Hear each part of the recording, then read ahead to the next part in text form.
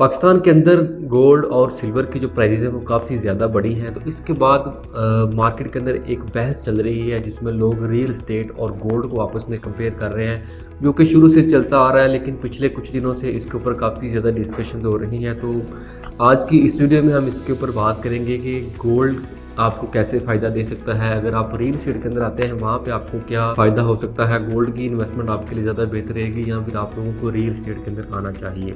लेकिन उससे पहले मेरी आप लोगों से एक रिक्वेस्ट होगी, चैनल को आप लोग ज़रूर सब्सक्राइब कीजिएगा और फेसबुक पेज को भी लाइक कीजिएगा ताकि इस तरह की अपडेटेड वीडियोज़ आप तक बर वक्त पहुँचती रहे। तो नाज़रीन, जो सोना है वो शुरू से ही लोगों की तवज्जो का मरकज़ रहा है और ये एक बहुत ही प्रीशियस मेटल है जिसको लोग अपनी ज्वेलरी के लिए इस्तेमाल करते हैं या फिर वैसे रखते हैं जब भी मुल्क में कोई भी अनसर्टेनिटी हो या फिर डॉलर की प्राइसेस ऊपर जा रही हो या डॉलर स्टेबल ना हो या फिर वैसे जो है ना महंगाई बढ़ रही हो मुल्क के अंदर, तो उसके अंदर लोग गोल्ड खरीद लेते हैं। उससे उनका जो पैसा होता है वो बिल्कुल सिक्योर हो जाता है। जो सोना होता है नाज़रीन, वो जो आपका पैसा होता है वो उसको सिक्योर कर देता है। उसके ऊपर किसी किस्म की आपको जो है ना डेप्रिसिएशन नहीं देखने को मिलती और इसको खरीदना भी बहुत आसान होता है। अगर आप कल को बेचना चाहते हैं तो वो भी इसको बहुत आसानी से आप सेल कर सकते हैं।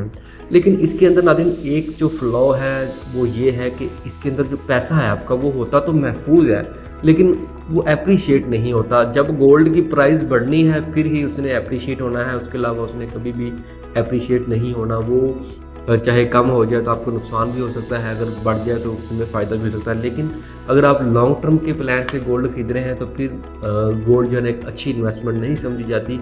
एक शॉर्ट मुद्दत के लिए, थोड़े अरसे के लिए अपने पैसे को सिक्योर करने के लिए गोल्ड एक अच्छी ऑप्शन कंसीडर की जा सकती है। सेम सिनेरियो जो सिल्वर है यानी कि जो चांदी है उसके साथ होता है। और चांदी की जो प्राइस होती है इसके अंदर बहुत ज़्यादा अनसर्टेनिटी होती है, बहुत ज़्यादा बढ़ जाती है, बहुत ज़्यादा कम हो जाती है। आप लोग इसको प्रेडिक्ट नहीं कर सकते कि ये कहाँ पे जाके स्टैंड करेगी, क्योंकि चांदी नाज़रीन इंडस्ट्री के अंदर बहुत ज़्यादा यूज़ होती है और जब इसकी थोड़ी सी डिमांड बढ़ती है तो इसकी प्राइस भी काफ़ी ज़्यादा बढ़ जाती है। और इसके अलावा जो रियल एस्टेट है उसकी अगर हम लोग बात करें तो रियल एस्टेट के अंदर नाज़रीन आपकी जो इन्वेस्टमेंट होती है, एक तो जो आपका पैसा है वो बढ़ता ही बढ़ता है, लेकिन उससे आपको मंथली इनकम भी आती रहती है। लाइक अगर आप लोग कोई रेंटल प्रॉपर्टी ले देते हैं तो आपने जो पैसा लगाया होता है उसकी तो ग्रोथ हो रही होती है जैसे जैसे टाइम गुजरता है, लेकिन आपको उसके साथ मंथली इनकम भी मिलती है जो कि आपको गोल्ड या फिर सिल्वर के अंदर नहीं ऑप्शन मिलती है। उसके अंदर प्राइस बढ़नी है तो फिर ही आपको फ़ायदा होना है, अदरवाइज़ आपको किसी भी किस्म की कोई भी इनकम नहीं मिलती।